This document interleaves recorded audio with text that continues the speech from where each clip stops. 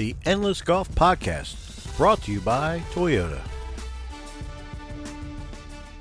Hi, everybody. Welcome to the Endless Golf Podcast. And today we've got a special guest talking a little golf and business with Curtis Macomber from Key Financial Services. And Curtis is a good friend of mine. I've known him for a long time. We play a lot of golf together. Yeah, we do. And Curtis, I thought you were the perfect guy to talk a little golf and business because you certainly married the two for sure. Key Financial Services, tell us how you got started in that business. Well, it's a funny story. Back in the early 80s, I worked at Giant Food in the service deli. I had hair back then, had to wear one of those paper hats, and got a little tired of that. And I answered a blind ad in the newspaper and went to work for Prudential Insurance and worked for them for 15 years. And then decided that trying to do one company's answers for everybody's problem didn't work out so well. So I formed my own company at the time called Key Advisors Group, where we represent the clients to the industry as opposed to the company to the client. So we're totally independent from everything we do. We're not married to any company. And the time when you started the business, did you play golf? When did you start playing golf? I started playing golf at 10 years old at the old NOL base in White Oak, Maryland. You go and put $1 in the box. Our parents would drop us off. We'd play all day for $1 at the NOL base. So I've been playing since I was 10 years old. Now, you can't tell by my handicap, but I've been playing since I was 10, 50 Well, years. we had a little Ryder Cup match about a week ago, and he shot 34 on the first 9 holes that we played. And I was unfortunately his opponent that day. He did wax me pretty good, but I will tell you, it was a pleasure to watch. It was a great day for you for sure, but not so good for your team. It was a pleasure. It was a pleasure whipping you. I got to tell you, I was very, very happy about that. But Team Curtis didn't work out so well. You whipped us pretty good. I think you beat us by 10 points. So it was a good old butt whipping. Well, it was a fun match for sure, but let's get back to the business side of golf a little bit and talk a little bit more about you. I know one of the things that you've done over the years as you've expanded your business, you've done a lot of public speaking and talked to groups to try to kind of educate them with the financial side. Yeah, it's a combination of education and actually prospecting for new clients. So what we would do is invite, lots of people to a venue, whether it be a library, might have been a dinner venue or whatever, and we would talk about the various aspects of financial planning, and from that, some of those folks would become clients. So it was a good thing. That evolved into some other educational speaking at conventions and things like that, which I never thought I would find myself doing, but there I was. Well, you've never been a loss for words, so you're kind of a natural when it comes to public speaking. But I know probably in the beginning it was a little challenging, but now it's probably a second hat to you. It is. I still do that with the business now. I still do a lot of the public speaking and the radio and television, which again just is beyond. I don't know how you do it all the time, but it's become a lot more easy for me. Well, let's talk a little bit about your investors out there and the people that you do business with, and if for our folks out there watching and they're thinking maybe to invest a little bit, if you had to have one piece of advice for an investor, what would it be? If a guy's or a family's looking to start investing, what would that advice be? Your answer was in your question. Start early and continue with it. One of the tried and true investment strategies is what they call dollar cost averaging.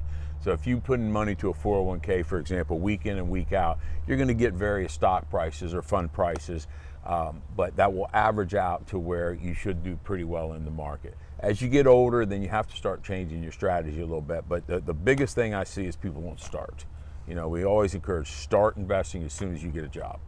And the next question I was going to have was the biggest mistake that that investors make, and probably the biggest mistake may be that they don't get started. They don't get started, and then they don't pay attention. Most people, are real good at what they do, but have no idea what a 12B1 fee is, or what a ticker symbol is. They really don't know the financial markets at all, and so it's important that you find somebody that you like and trust that you can work with. There's very good financial professionals out there, and you get recommendations from their clients, but meet somebody you like and trust. One of the things that we've talked about over here, and you've given me some great advice and certainly been a big part of what I have done, and you've always said, and this is really in anything, whether it's golf or whether it's in business or anything you do, it's never bad to take a profit. Oh, you never go broke making a profit.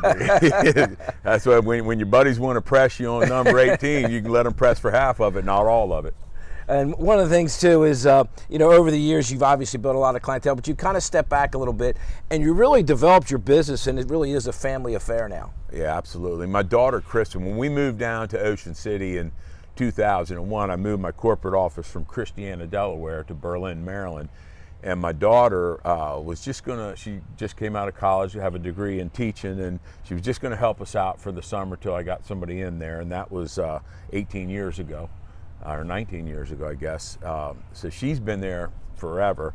Then my youngest son was getting ready to go off to college, and he said, Dad, you really seem to have a pretty cool life. He said, you mind if I come into this business after I graduate college? And which, of course, gave me goosebumps, and I'm like, absolutely. And so Colin and Kristen are pretty much running the show now, along with some other folks that are hired. Gage Lesser, a good friend of ours, Matt Repass. We have several other people in there, but Colin and Kristen are really running the show at this point. Why we are here at Lost City in South Florida, Yes, and they're in Berlin in the freezing cold weather. Yes, full disclosure, we are at Curtis's his winter home here in Atlantis, Florida, at Lost City Golf Club. I joined here about a year and a half ago, and you did as well. I kind of pushed him a little bit to come down here, and it's been a great experience so far here at Lost City for sure. No doubt. I'm so happy you convinced me to do this. We've had some good conversations out on this little yeah, deck we have, too, as sitting well. right there at that fire pit. Yes, sir. We didn't have water in our hand either. That is certainly true. Well, the other thing with your business is, and you mentioned this a little bit, you mentioned Gage and you mentioned Matt, but in addition to your family, you have a lot of people that you trust and you value very hard in your company as well. Yeah, well, it's real important to realize what your strengths are and what your weaknesses are. So hire people that are smart. Smart people. Surround yourself with good, trustworthy people that you like, trust, that you can show them your systems, and then all you got to do is follow up. And I've done that with the folks. I mean, I used to have 17 offices and almost 90 employees. Now we're down to 10 or 12, and it's a very manageable thing. And the kids can grow anywhere they want from here. But yeah, surrounding yourself with good, talented, smart people is the way to do any business. I think it's great advice, sound advice for sure. Any business you start, you surround yourself with the right people, and that's why employees and people that you work with or that you work for is so important. You have to have a good work environment to be successful for sure. No doubt, absolutely. You're 100% right there. And Key Financial, it's like a family. I mean, we eat lunch together every day at the conference room table. And that's actually where a lot of client information will get discussed, with the other advisors. So there's not just Colin or Kristen or Gage and Matt looking at it. We'll talk about it amongst 10 of us, and try to get a lot of different input to what we should be talking to the client about. Well, speaking of the client, and we talked about this earlier, this is a golf business podcast with you today. You mentioned you started playing golf many years ago, but when did golf come in to play with your business? Well, when I was with Prudential, I was 22 years old, and Montgomery Country Club out in Laytonsville, Maryland, I don't know if you know it, they had a special for $90 a month. I could join a country club. And that was a huge step up from NOL or the municipals around there. So we would be done Friday at noon, and we would be there at 12:30 playing golf until it got dark almost every Friday, and that went on and on. I mean, I think I played golf almost every Friday since then. And Curtis, needless to say, golf has probably been good for your business. And I always had a saying, you really learn a lot about a person when you spend 4 hours with them on a golf course, for sure. Yeah, the true traits will come out on that 4-hour round or 3-hour round here in golf. But it may have been good or bad for my business because as I got to be the owner of the company, it wasn't just Fridays I played golf. I played a little bit more than that. But really, a lot of my clients I played golf with or I met on the golf course. A lot of the people that I work with all play golf. And to be quite honest with you, most of my friends now I've met at Ocean City Golf. The friends that I have in Ocean City have come through Ocean City Golf and Yacht. No question. And I tell you what we'll do, it's a good time to take a quick break. We'll come back with Curtis here on the Toyota Endless Golf Podcast, and we'll talk about a little bit more about golf and some of the events that you're involved with when we return. So stay with us. And now a word from our sponsor. I love a good adventure, and my friends and family do too. So we all drive Toyotas. Tacomas for my rugged buds and Corollas for my city crew. And I drive a RAV4 that I take camping, shopping, and basically everywhere else. We all picked our Toyotas because they're reliable and efficient and have amazing resale value, saving us money now and down the road, so we can make every day an adventure. Check out buyatoyota.com for deals and inventory. Toyota, let's go places. Welcome back to the Endless Golf Podcast presented by Toyota. And staying with me is Curtis Maycomer from Key Financial Services. Curtis, we talked a little bit about your history, a little bit about your company, and one of the other things that I wanted to talk about with you today is you're the kind of the ringleader. You're the guy that puts it all together. I said this years ago, every club needs a member like Curtis Maycomer. And one of the reasons I said that was because you really need to support your club, no matter, as a member, a new member, an old member, whatever it is, and you really do a good job of doing that. Well, the one thing you forgot to mention here is you said that on one of your shows, and you said every club needs a Curtis, but only one. I forgot that part. There's another side to Curtis, too. He's a little crazy sometimes, but, he makes a difference to a club, in my opinion. You bring people together, and I guess it's kind of your personality. Every club needs an organizer when it comes to putting groups together, whether it's a men's group or a group that plays every Tuesday or Friday. You've certainly done that at Ocean City Golf Club. Yeah, I mean, I'm not 100% responsible, but I certainly am very involved in that. And, golf's a lot more fun when you have a lot of people. We have a text chain. I'm sure every club has that now, but there's 35 people on that text chain. We'll just tell them the tee times. Guys show up, and whoever shows up plays. Nobody gets left behind at Ocean City. And one of the things you do too is you play different games sometimes, and then there's always the emergency 9 sometimes. And for golfers out there who may be just picking up the game and looking to play in a group, one of the things I enjoy a lot about playing with you guys is, we kind of do different things, and you partner up with different people sometimes, and that makes it fun as well. So talk about the different formats that you play and how you play. Well, usually we'll play a serious 18, and then we might go in the clubhouse and have an adult beverage or two and go out and play an emergency 9. We do a lot of alternate shot where both of us will hit a tee ball, and if we play my tee ball and you're my partner, then you're hitting the tee ball the next shot hole, and then me. But we alternate in, and we'll play against another. And that's a fast format to play. It's real fast. We'll play 8 people because you're only playing 4 balls. So at Ocean City late in the afternoon, they'll let you do that. Because you'll fly around. There's nobody out there. We're not holding anybody up. So that's a good one. We also will play a reverse scramble, 2-man scramble, where the other team picks what ball you play. So if you hit it in the woods, that's the ball you're playing. That's a little fun. And then, of course, the 3-2-1 tournament it took on a life of its own. Yeah, the biggest event that you really put on all year, and you've really made this an event that everybody looks forward to, and it's right around Halloween weekend, and that is the 3-2-1. A great format, a fun format, but it does come with a little bit of pressure as well. A lot of pressure. We flight everybody by handicaps in A, B, or C. And you'll play, you must think Ocean City has no rules. We play 6 people on a hole, 2 3-man teams. And let's say you, me, and Joe are teams, and he's the A, you're the B, I'm the C. We'll all 3 hit a drive. And if we play your shot, you're done the rest of the hole. Me and Joe will hit the next shot. If we play Joe's ball, the second shot, he's out, and then I have to finish. The strategy is usually to try to get your C player out of the way. Use your C players drive first, so you have your stronger players finishing the hole, because it gets a little nerve-wracking. You can usually tell at the end of the round who had a good C player, because they're coming in all slapping high fives and giggling, and the ones whose C player might have let them down a little bit are putting their clubs in the trunk and slamming the trunk and not even coming in to see who won. Well, what's funny, it doesn't matter how good your C player, your A player, your B player is, you still have to play the game, and it's really how you play that day. In this game, you don't have to play well a lot. You just have to play well like 1 or 2 times when you're in some of these events. Oh, yeah. And if you get somebody that gets hot and is on fire and you get a little bit lucky, that's all part of this game, and that makes it fun as well. I think the key is when you're playing in events like that, don't take it too serious. Just have a good time. I don't think, what you got to figure is 99.9% of us, the best we're going to do is be able to beat up on our buddy on a Saturday afternoon. You're not getting on TV. Right. Don't take it so serious. It's just a game. You know, you win a couple dollars, you lose a couple dollars, you have a beverage with your buddies. It's all it is.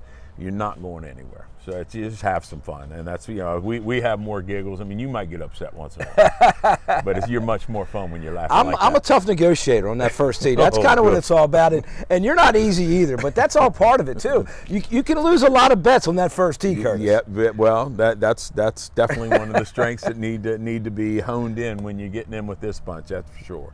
And you know, as the saying goes, if you stand on that first tee and you look around and you don't see any pigeons, you're probably it. You're it. You are it. And we have both been it, and we both had them on the line too. Yes, it's a lot of fun. We both have licked our chops, and we both know when we've got a bad bet. And you try to just head as much as you can when you get in a bad. We've also licked our chops and then got our butts handed to us too. And that is so true. That gets back to the fact that no matter what the strokes are, no matter who you're playing against, you have to play well. And in this sport, it will certainly humble you. Yes, it will. Yes, it will.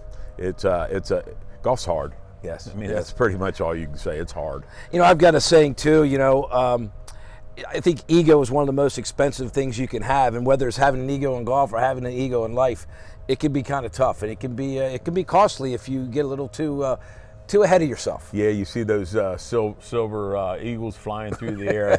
I never did get that. I mean, you pay $1,000 for that club, you're going to throw it up against a tree or up in a tree. I love when somebody throws a club and gets stuck in a tree.